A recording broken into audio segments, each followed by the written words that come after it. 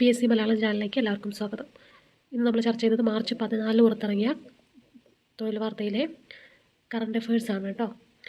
അപ്പോൾ നമുക്ക് പോയിന്റിലേക്ക് കടക്കാം. ഫസ്റ്റ് പോയിന്റ്, ഇന്ത്യയുടെ 78ാമത് കരസേനാ ദിനാഘോഷം 2026 ജനുവരി 15 എവിടെയാണ് നടന്നത്? ജയ്പൂർ, രാജസ്ഥാനിൽ കേട്ടോ.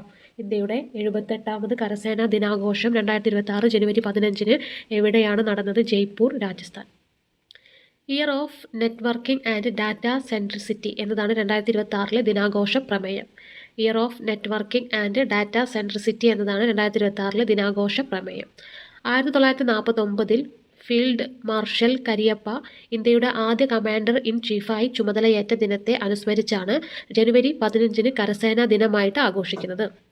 1949 ഫീൽഡ് മാർഷൽ കരിയപ്പ ഇന്ത്യയുടെ ആദ്യ കമാൻഡർ ഇൻ ചീഫായി ചുമതലയേറ്റ ദിനത്തെ അനുസ്മരിച്ചാണ് ജനുവരി 15 കരസേനാ ദിനമായിട്ട് ആഘോഷിക്കുന്നത്. US ബഹിരാകാശ ഏജൻസിയായ നാസയുടെ 67 വർഷത്തെ ചരിത്രത്തിലെ ആദ്യ മെഡിക്കൽ ഒഴിപ്പിക്കൽ അടുത്തിടെ നടന്നു. എന്തായിരുന്നു ഇത്? അന്താരാഷ്ട്ര ബഹിരാകാശ നിലയത്തിൽ, അതായത് ISS ബഹിരാകാശ നിലയത്തിൽ കഴിയവേ അസുഖം ബാധിച്ച സഞ്ചാരി ഉൾപ്പെടെ 4 പേരെ സുരക്ഷിതമായിട്ട് ഭൂമിയിലെത്തിച്ചു. അപ്പോൾ US ബഹിരാകാശ ഏജൻസിയായ നാസയുടെ 67 വർഷത്തെ ചരിത്രത്തിലെ ആദ്യ മെഡിക്കൽ ഒഴിപ്പിക്കൽ അടുത്തിടെ നടന്നു. എന്തായിരുന്നു അത്? അന്താരാഷ്ട്ര ബഹിരാകാശ നിലയത്തിൽ, അതായത് ISSൽ ബഹിരാകാശ നിലയത്തിൽ കഴിയവേ അസുഖം ബാധിച്ച സഞ്ചാരി ഉൾപ്പെടെ 4 പേരെ സുരക്ഷിതമായിട്ട് ഭൂമിയിലെത്തിച്ചു എന്നാണ് പറയുന്നത്. അതിനെയാണ് നമ്മൾ മെഡിക്കൽ ഒഴിപ്പിക്കൽ എന്നുള്ളത് കൊണ്ട് ഉദ്ദേശിക്കുന്നത് കേട്ടോ. ആ ഒരു പേര് കൊണ്ട് ഉദ്ദേശിക്കുന്നത്. 2026 ജനുവരി 14 നിലയത്തിൽ നിന്ന് വേർപെട്ട പേടകം 11 മണിക്കൂർ സഞ്ചരിച്ച് ജനുവരി 15 ശാന്ത സമുദ്രത്തിലിറങ്ങി. ദൗത്യ കാലാവധി തീരുന്നതിന് 1.5 മാസം നേരത്തെയാണ് ക്രൂ 11 ദൗത്യ സംഘാംഗങ്ങളെ തിരികെ എത്തിച്ചത്.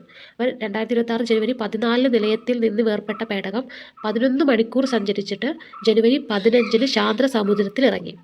ദൗത്യ കാലാവധി തീരുന്നതിന് 1.5 മാസം നേരത്തെയാണ് ക്രൂ 11 ദൗത്യ സംഘാംഗങ്ങളെ തിരികെ എത്തിച്ചത്. സംസ്ഥാനത്തെ തടവുകാരിയെ വിദഗ്ധ തൊഴിലാളികളുടെ വേതനം 168 രൂപയിൽ നിന്ന് എത്രയായാണ് അടുത്തിടെ വർദ്ധിപ്പിച്ചത്? 620 രൂപ. സംസ്ഥാനത്തെ തടവുകാരിലെ വിദഗ്ധ തൊഴിലാളികളുടെ വേതനം 168 രൂപയിൽ നിന്ന് എത്രയായാണ് അടുത്തിടെ വർദ്ധിപ്പിച്ചത്? 620 രൂപ. 78ാമത് കരസേനാ ദിനാചരണ പരേഡിൽ പ്രദർശിപ്പിച്ച റോബോട്ടിക് നായയുടെ ഒരു പിക്ചർ അവിടെ കൊടുത്തിട്ടുണ്ട് കേട്ടോ. ഓക്കെ, നെക്സ്റ്റ് പോയിന്റ്, ഭാഗിക വൈദഗ്ധ്യമുള്ളവർക്ക് 560 രൂപയും ഒട്ടും വൈദഗ്ധ്യമില്ലാത്തവർക്ക് 530 രൂപയുമാണ് പുതിയ വേതനം. ഇപ്പോൾ യഥാക്രമം 127 രൂപ, 63 രൂപ എന്നിങ്ങനെയാണ് നൽകുന്നത്. ഓക്കെ, അപ്പോൾ ഭാഗിക വൈദഗ്ധ്യമുള്ളവർക്ക് 560 രൂപയും ഒട്ടും വൈദഗ്ധ്യമില്ലാത്തവർക്ക് 530 രൂപയുമാണ് പുതിയ വേതനം. ഇപ്പോൾ യഥാക്രമം 127 രൂപ, 63 രൂപ 127 രൂപ, 63 രൂപ എന്നിങ്ങനെയാണ് നൽകുന്നത്. 2018 ശേഷം ഇപ്പോഴാണ് വേതനം പുതുക്കുന്നത്. അപ്പോൾ 2018 ശേഷം പിന്നീട് പുതുക്കൽ വന്നിട്ടുള്ളത് ഇപ്പോഴാണ്. മലയാള ചലച്ചിത്ര രംഗത്തെ ആയുഷ്കാല സംഭാവനയ്ക്കുള്ള 2024 JC ഡാനിയൽ പുരസ്കാരം നേടിയത് ശാരദ കേട്ടോ. അദ്ദേഹത്തിൻ്റെ പിക്ചർ ഇവിടെ കൊടുത്തിട്ടുണ്ട്. മലയാള ചലച്ചിത്ര രംഗത്തെ ആയുഷ്കാല സംഭാവനയ്ക്കുള്ള 2024 JC ഡാനിയൽ പുരസ്കാരം നേടിയത് ശാരദ. 5 ലക്ഷം രൂപയാണ് സമ്മാനത്തുക. ഈ പുരസ്കാരം നേടുന്ന 3ാമത്തെ വനിതയും മലയാളിയല്ലാത്ത ആദ്യ വ്യക്തിയുമാണ്. ഓക്കെ, അപ്പോൾ 5 ലക്ഷം രൂപയാണ് സമ്മാനത്തുക. ഈ പുരസ്കാരം നേടുന്ന 3ാമത്തെ വനിതയാണ്. മാത്രമല്ല മലയാളി അല്ലാത്ത ആദ്യത്തെ വനിത കൂടിയാണ് അദ്ദേഹം. ഓക്കെ, 1945 ജൂൺ 25 ആന്ധ്രാപ്രദേശിലെ തെനാലിയിൽ ജനിച്ച സരസ്വതി ദേവി എന്ന ശാരദ 1965 ഇണപ്രാവുകൾ എന്ന സിനിമയിലൂടെയാണ് മലയാളത്തിലെത്തിയത് കേട്ടോ. അപ്പോൾ 1945 ജൂൺ 25 ആന്ധ്രാപ്രദേശിലെ തെനാലിയിൽ ജനിച്ച സരസ്വതി ദേവി എന്ന ശാരദ. അപ്പോൾ സരസ്വതി ദേവി എന്നാണ് അദ്ദേഹത്തിൻ്റെ പേര്. പിന്നീടാണ് ശാരദ എന്നുള്ള പേരിക്ക് മാറുന്നത്. 1965 ഇണപ്രാവുകൾ എന്ന സിനിമയിലൂടെയാണ് മലയാളത്തിലെത്തിയത്. തുലാഭാരം 1968 കേട്ടോ. സ്വയംവരം 1972 എന്നീ മലയാള ചിത്രങ്ങൾക്ക് പുറമെ നിമഞ്ജന 1977 എന്ന തെലുങ്ക് സിനിമയിലൂടെയുമായി 3 പ്രാവശ്യം മികച്ച നടിക്കുള്ള ദേശീയ പുരസ്കാരം നേടി. 125ഓളം മലയാള സിനിമകളിൽ അഭിനയിച്ചു. ഭദ്രദീപം, ആരാധന എന്നീ ചിത്രങ്ങൾ നിർമ്മിച്ചു. ഓക്കെ, അപ്പോൾ തുലാഭാരം 1968, സ്വയംവരം 1972 എന്നീ മലയാള ചിത്രങ്ങൾക്ക് പുറമെ നിമഞ്ജന 1977 എന്ന തെലുങ്ക് സിനിമയിലൂടെയുമായിട്ട് 3 പ്രാവശ്യം മികച്ച നടിക്കുള്ള ദേശീയ പുരസ്കാരം നേടി. 125ഓളം മലയാള സിനിമകളിൽ അഭിനയിച്ചു. ഭദ്രദീപം, ആരാധന എന്നീ ചിത്രങ്ങൾ നിർമ്മിച്ചു. 2025 സമാധാന നോബൽ ജേതാവ് മരിയ കൊറീന മച്ചാഡോ തനിക്ക് ലഭിച്ച അടുത്തിടെ ആർക്കാണ് കൈമാറിയത്? US പ്രസിഡന്റ് ഡൊണാൾഡ് ട്രംപിന്. 2025 സമാധാന നൊബേൽ ജേതാവ് മറിയ കൊറീന മച്ചാഡോ തനിക്ക് ലഭിച്ച സമ്മാനം അടുത്തിടെ ആർക്കാണ് കൈമാറിയത്? US പ്രസിഡന്റ് ഡൊണാൾഡ് ട്രംപിന്. നോബൽ പുരസ്കാരം കൈമാറരുതെന്ന നിയമം നിലനിൽക്കെയാണ് ഇങ്ങനൊരു കൈമാറ്റം കേട്ടോ. വെനസ്വേലയുടെ പ്രതിപക്ഷ നേതാവായ മരിയ 11 മാസം രാജ്യത്ത് ഒളിച്ചു കഴിയുകയായിരുന്നു. വെനസ്വേലയുടെ പ്രതിപക്ഷ നേതാവായ മരിയ ഇദ്ദേഹം 11 മാസം രാജ്യത്ത് ഒളിച്ചു കഴിയുകയായിരുന്നു. സംസ്ഥാനത്തെ 4-7 ക്ലാസ്സുകളിലെ വിദ്യാർത്ഥികൾക്കായി നടത്തിവരുന്ന LSS USS സ്കോളർഷിപ്പ് പരീക്ഷകളുടെ പുതിയ പേര് CM കിഡ്സ് സ്കോളർഷിപ്പ്. സംസ്ഥാനത്തെ 4-7 ക്ലാസ്സുകളിലെ വിദ്യാർത്ഥികൾക്കായി നടത്തിവരുന്ന LSS USS സ്കോളർഷിപ്പ് പരീക്ഷകളുടെ പുതിയ പേര് CM kids scholarship. School college വിദ്യാർത്ഥികൾക്കായി സംസ്ഥാന സർക്കാർ ജനുവരിയിൽ ചീഫ് മിനിസ്റ്റേഴ്സ് മെഗാ ക്വിസ് മത്സരങ്ങളും ആരംഭിച്ചിരുന്നു. സ്കൂൾ കോളേജ് വിദ്യാർത്ഥികൾക്കായിട്ട് സംസ്ഥാന സർക്കാർ ജനുവരിയിൽ ചീഫ് മിനിസ്റ്റേഴ്സ് മെഗാ ക്വിസ് മത്സരങ്ങളും ആരംഭിച്ചിരുന്നു. തൃശ്ശൂരിൽ നടന്ന 64ാമത് സംസ്ഥാന സ്കൂൾ കലോത്സവത്തിൽ സ്വർണ്ണക്കപ്പ് നേടിയ റവന്യൂ ജില്ല കണ്ണൂർ. തൃശ്ശൂരിൽ നടന്ന 64ാമത് സംസ്ഥാന സ്കൂൾ കലോത്സവത്തിൽ സ്വർണ്ണക്കപ്പ് നേടിയ റവന്യൂ ജില്ല കണ്ണൂർ. തൃശ്ശൂർ 2ാം സ്ഥാനവും കോഴിക്കോട് 3ാം സ്ഥാനവും നേടി കേട്ടോ. അപ്പോൾ 2ാം സ്ഥാനം തൃശ്ശൂരിനും 3ാം സ്ഥാനം കോഴിക്കോടും നേടി. നെക്സ്റ്റ് പോയിന്റ്, അടുത്തിടെ US അന്തരിച്ച ക്ലോഡറ്റ് കോൾവിൻ ഏത് നിലയിൽ പ്രശസ്തനായ വനിതയാണ്? അമേരിക്കൻ പൗരാവകാശ പോരാളി. അടുത്തിടെ US അന്തരിച്ച ക്ലോഡറ്റ് കോൾവിൻ ഏത് നിലയിൽ പ്രശസ്തനായ വനിതയാണ്? അമേരിക്കൻ പൗരാവകാശ പോരാളി. കോമൺവെൽത്ത് രാജ്യങ്ങളിലെ സ്പീക്കർമാരുടെയും പ്രിസൈഡിംഗ് ഓഫീസർമാരുടെയും 28ാമത് സമ്മേളനം നടന്നത് എവിടെയാണ്? ന്യൂഡൽഹിയിൽ കേട്ടോ. കോമൺവെൽത്ത് രാജ്യങ്ങളിലെ സ്പീക്കർമാരുടെയും പ്രിസൈഡിംഗ് ഓഫീസർമാരുടെയും 28ാമത് സമ്മേളനം നടന്നത് എവിടെയാണ്? ന്യൂഡൽഹി.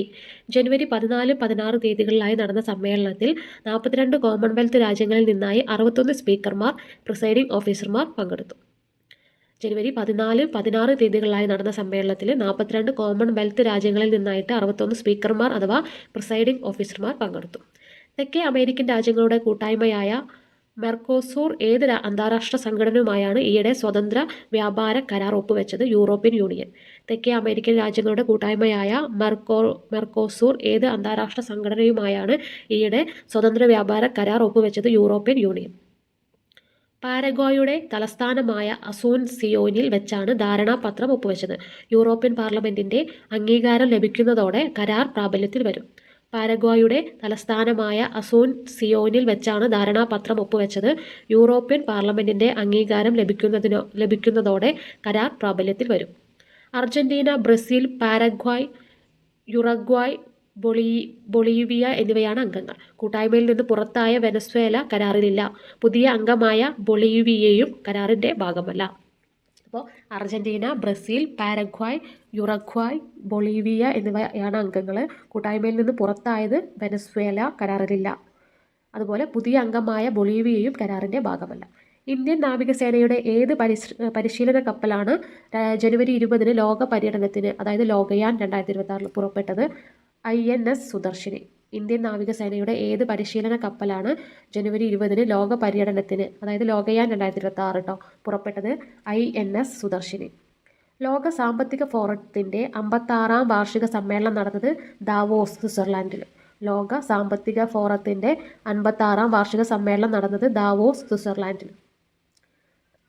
2026 ജനുവരി 19 മുതൽ 23 വരെ നടന്ന സമ്മേളനത്തിൻ്റെ വിഷയം എ സ്പിരിറ്റ് ഓഫ് ഡയലോഗ് എന്നാണ്. 130 രാജ്യങ്ങളിൽ നിന്നായി 3000 പ്രതിനിധികൾ പങ്കെടുത്തു. 2026 ജനുവരി 19 മുതൽ 23 വരെ നടന്ന സമ്മേളനത്തിൻ്റെ വിഷയം എ സ്പിരിറ്റ് ഓഫ് ഡയലോഗ് എന്നാണ്. 130 രാജ്യങ്ങളിൽ നിന്നായി 3000 പ്രതിനിധികൾ പങ്കെടുത്തു. ഇന്ത്യൻ ബാഡ്മിൻ്റണിലെ ഏത് താരമാണ് ജനുവരിയിൽ വിരമിക്കൽ പ്രഖ്യാപിച്ചത്? സൈന നെഹ്വാൾ. ഇന്ത്യൻ ബാഡ്മിൻ്റണിലെ ഏത് താരമാണ് ജനുവരിയിൽ വിരമിക്കൽ പ്രഖ്യാപിച്ചത്? സൈന നെഹ്വാൾ. ഒളിമ്പിക്സ് 2012 ലണ്ടനിൽ ഇന്ത്യക്കായി ബാഡ്മിൻ്റണിൽ മെഡൽ നേടിയ ആദ്യ വ്യക്തിയാണ് കേട്ടോ അദ്ദേഹം. ഒളിമ്പിക്സിൽ ഇന്ത്യക്കായിട്ട് ബാഡ്മിൻ്റണിൽ മെഡൽ നേടിയ ആദ്യ വ്യക്തിയാണ് ആര്? സൈന നെഹ്വാൾ. വെങ്കല മെഡലാണ് നേടിയത് 2012 ലണ്ടനിൽ വെച്ച ഒളിമ്പിക്സിൽ കേട്ടോ. അയൺ ബട്ടർഫ്ലൈ എന്ന വിളിപ്പേരുള്ള സൈന ഹരിയാനയിലെ ഹിസാറിലാണ് ജനിച്ചത്. Playing to win my life on and off court, അതാണ് ആത്മകഥ 2012 ഉള്ള. അയൺ ബട്ടർഫ്ലൈ എന്ന് വിളിപ്പേരുള്ള സൈന ഹരിയാനയിലെ ഹിസാറിലാണ് ജനിച്ചത്. Playing to win my life on and off court 2012 ആത്മകഥയാണ് ഇത് കേട്ടോ. കേരളത്തിൻ്റെ മുൻ ധനകാര്യമന്ത്രിയായ കെ എം മാണിക്ക് സ്മാരകം നിർമ്മിക്കുന്നത് എവിടെയാണ്? കവടിയാറിൽ, തിരുവനന്തപുരത്ത്. കേരളത്തിൻ്റെ മുൻ ധനകാര്യമന്ത്രിയായ കെ എം മാണിക്ക് സ്മാരകം നിർമ്മിക്കുന്നത് എവിടെയാണ്? കവടിയാർ, തിരുവനന്തപുരത്തുള്ള കേട്ടോ. അപ്പോൾ ഇത്രയും പോയിന്റുകളാണ് പുതിയ കറണ്ട് അഫയേഴ്സ് ആയിട്ട് നമ്മൾ തൊഴിൽ വാർത്തയിലുള്ള ഉൾപ്പെടുത്തിയിട്ടുള്ളത്. അപ്പോൾ നിങ്ങൾക്ക് വീഡിയോ ഇഷ്ടപ്പെട്ടാൽ ലൈക്ക് ചെയ്യുക, ഷെയർ ചെയ്യുക, സബ്സ്ക്രൈബ് ചെയ്യുക. മാത്രമല്ല നിങ്ങളുടെ അഭിപ്രായങ്ങളും നിർദ്ദേശങ്ങളും കമൻറ്റിലൂടെ അറിയിക്കുക കേട്ടോ. Thank you.